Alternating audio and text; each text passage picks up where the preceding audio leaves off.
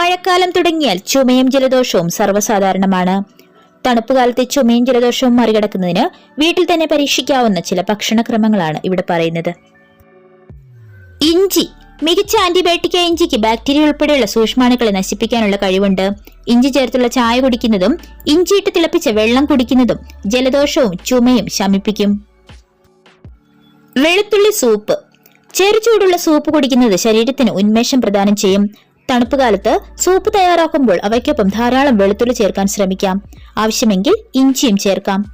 രോഗപ്രതിരോധ ശേഷി വർദ്ധിപ്പിക്കുന്നതിനും സൂക്ഷ്മാണുക്കൾക്കെതിരെ പ്രവർത്തിക്കുന്നതിനും വെളുത്തുള്ളി ഉത്തമമാണ്.